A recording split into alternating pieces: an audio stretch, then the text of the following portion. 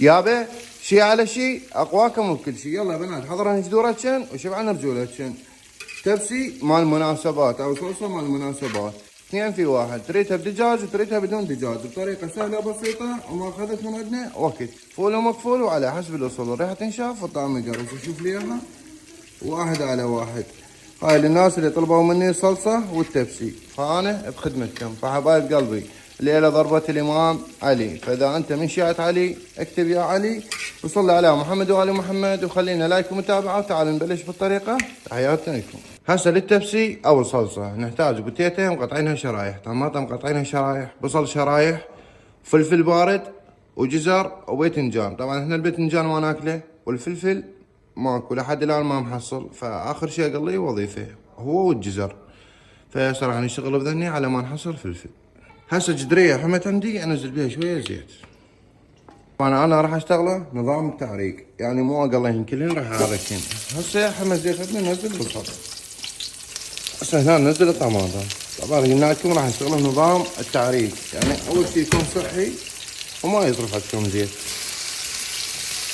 هسه اخر شيء ننزل البتيتو. طبعا قلنا لكم الفلفل والباذنجان قدرون تقلونه وتضيفونه عليهم، بس احنا ما ناكل الباذنجان وفلفل انقرض بالمنطقه الله يستر شالوا. هسه ورا ما ضفنا المخضر نغطيهن ونتركهن على نار هاديه على البخار لحد ما يذبلن. هسه للبهارات نحتاج راح نستخدم قياس خاشوقه مال شاي، خاشوقه، بابريكا حلوه، بصل مطحون، بهارات تبسي 7 بهارات، حبه حلوه، ثوم مطحون، زنجبيل مطحون، فلفل احمر وفلفل اسود وماجي لحم وكزبره ودارسين مطحون. هسه للصلصه نحتاج كاتشب ربع بطل. هسه ننزل ربع بطل دبس رمان. هسه ننزل صوص حلو هم ربع بطل. هسه ننزل شطه هم ربع بطل وتكون اختياريه، بس هي ضروري تضيفونها. هسه ننزل البهارات، طبعا راح نضربهم بالخلاط وبعدين نضيفهن على المواد. ضفناهم بالخلاط وضفنا يعني شويه ماي، نجي نخلطهم بالخلاط. هنا المخضر ذبل عندنا وهنا الصلصه جهزت، نجي ننزل الصلصه مالتنا ونخليها على ما تغلي. نفس الخلاط راح ننزل خاشوقتين معجون طماطم. هسه ننزل ثاني. هسه نضيف ماي. هسه نضيف شويه ملح. هسه نخلي شويه ليمون دوزي. هسه اخر شيء نخلي شويه شكر ونضربهم بالخلاط. الشكر راح يوزن لنا الملوحه والحموضه. هسه ضربناهم بالخلاط ونطفي عليهم. هسه اخر شيء ننزل المعجون مالتنا.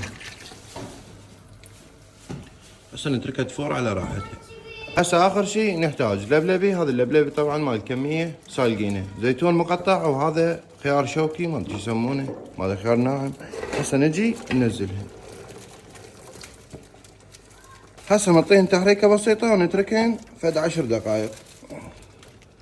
طبعا لهنا حبايب قلبي هاي هنا صلصه كامله مال مناسبات، ما تبدون تضيفوا لها دجاج عادي، انا راح اضيف لها دجاج. هسه اخر شي راح نضيف ربع بطل شاني وتقدرون تضيفون عصير مال برتقال. هسه نتركه على ما يغلي. هسه نغطيه ونتركه على ما تطلع ريحه المعجون والمواد. هسه بالبدايه عندي دجاجه مغسوله غسله زينه ومشوله الزواد من عندها. هسه نجي نشتغلها نسلكها وبدون زفره. هسه حتى نتخلص من الزفره بصوره صحيحه نضيف ورق غار، عواد دارسين وقرنفل، واذا عندكم هي الخشن نضيفوه. طبعا راح نسلكها نص استواء احنا وبعدين نشتغلها تبسي. هسه نجي نضيف ماي، بما انه الدجاج بارد فلازم نضيف له ماي بارد حتى اثنيناتهم يوصلن لسرعه الاستواء المضبوطه. هسه اخر شي نجي نضيف راس بصل ونص راس ثوم، هذا فريش. هسه نتركنا على ما ينسلقن، واول ما تطلع الزفره نشيلها. هسه هنا الزفره بدات تطلع عندنا، نجي نشيلها لحد ما يصفى عندنا الماي. هسه هنا الزفره طلعت عندنا وشلناها وتخلصنا من عندها. نجي ننزل خاشوقه كركم وخاشوقه بهارات تشريب خشنه. احنا نريد نسلق الدجاج فقط. نعطيهن تحريكه بسيطه ونتركهن على ما يستوون، راح تطول عندنا 40 دقيقه.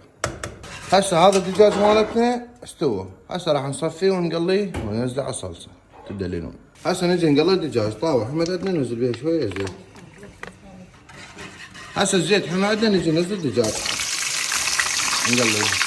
هسه قلينا الدجاج اخذ عندنا هذا اللون، نجي ننزله بالصلصه نخله تشرب الصلصة. هسه ننزل باقي الدجاج نتركه يشربه. هسه هذا اخر سهم مال الدجاج، نجي ننزله على التبسيون ونتركه على راحتها فد 10 دقائق ربع ساعة على ما يوصلنا الجزر والفلفل. يا طلبت الجزر والفلفل اليوم. هسه اخر شي بعد عناء طويل حصلنا فلفل بارد وجزر. هسه نجي نقليه ونضيفه على الصلصة. طاوع حمد عندنا ننزل وياه شوية زيت. طبعا انا محتار بالعالم تخزن طحين وتمن فلفل بارد ما حد يريد، ليش ما تخزنون؟ هسه طاوع حمد عندنا ننزل بها الفلفل البارد والجزر ونتركهن على ما يذبلن. هسه غطيهن واتركهن على ما يذبلن وبعدين ننزلهن على الصلصة.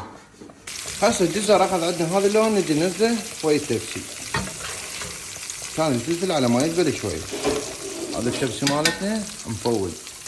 هسه اخر شي نجي ننزل فلفل ونتركه على البخار. الجزر هسه ننزلهن مو مشكلة. الفلفل والجزر اخذ عندنا هذا اللون، نجي ننزلهن. هسه ورا ما ضفنا كل المواد هسه نجي نغطيه ونتركه بعد 20 دقيقة، يعني 10 دقائق يكون جاهز. وهذا كمل التبسي مالتنا او الصلصة. عليكم مليون عافية، ولا تنسون تدعمونا لايك ومتابعة حبايب قلبي.